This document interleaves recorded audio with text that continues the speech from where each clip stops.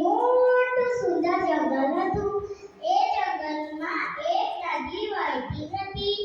એ નદીના કાંઠે એક મોટું જાંબુનો ઝાડ હતો. એ જાંબુના ઝાડ પર એક વાંદરો રહેતો હતો. એ વાંદરો રોજે આમ તેમ કૂદીને જાંબુડા ખાતો. એને જ્યારે પણ ભૂખ લાગે ત્યારે તે જાંબુડા ખાતો. એ ઝાડના થોડેક દૂર મગર અને મગરી રહેતા હતા. એક દિવસ મગર ખોરાકની શોધમાં બહાર નીકળ્યો એટલે એને તો વાંદરાભાઈ દેખાયા. તે તરતો વાંદરાભાઈ પાસે ગયો અને જઈને વાંદરાભાઈને કહે, વાંદરાભાઈ થોડા જાંબુડા મને બી આપો ને. વાંદરાએ આમ તેમ કૂદીને જાંબુડા આપ્યા. મગરે ખાધા. એને બહુ મીઠા લાગ્યા. આમ કરતા એ લોકોની પાકી મિત્રતા થઈ ગઈ.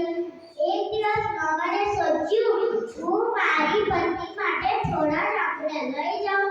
મગર તો તરતો વાંદરાભાઈ પાસે ગયો અને જઈને વાંદરાભાઈને કહે, વાંદરાભાઈ આજે થોડા વધારે જાંબુડા આપો ને, હું મારી પત્ની માટે લઈ જાઉં.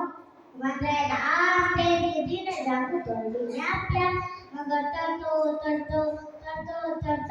મગરી પાસે ગયો અને મગરીને જાંબુડા આપ્યા. મગરીએ ખાધા. એને બહુ મીઠા લાગ્યા. મગરી કહે, આ જાંબુડા ખાવાવાળાના જાંબુડા એટલા મીઠા છે તો એનું કાળજું કેટલું મીઠું હશે. મને એનું કાળજું જોઈએ છે. મગર કહે, હું મારા મિત્રને બધા આપીશ. મગરી કહે, મને તો જોઈએ જ નહીં તો હું મારો દગો લઈ લઈશ. મગર કહે, સારું હું લઈ આવું. મગર તરતો વાંદરાભાઈ પાસે ગયો અને જઈને વાંદરાભાઈને કહે, વાંદરાભાઈ મારી પત્નીએ તમને જમવા બોલાવ્યું છે. મગર તો ખુશ થઈને નાચવા લાગ્યો અને કહે, પરંતુ મગરભાઈ મને તો તરતા નથી આવડતું.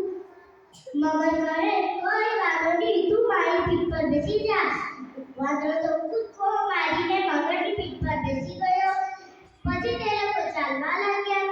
થોડેક દૂર આવતા મગરથી બોલાઈ ગયું કે મારી પત્નીએ તમારું બારણું ખાવું છે. વાંદરો તો બી ગયો અને તેના મનમાં એક યુક્તિ સૂજી. તે કહે, અરે મગરભાઈ તમને પહેલા કેવું જોઈતું હતું ને? મારું બારણું તો ગંદુ થઈ ગયું એટલે ધોઈને ઝાડ પર મૂકી આવ્યો છું. મગરને તો આ વાત સાચી લાગી.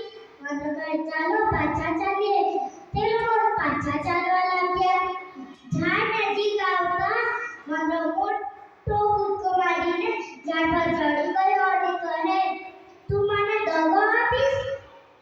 આથી તારી અને મારી મિત્રતા ખતમ.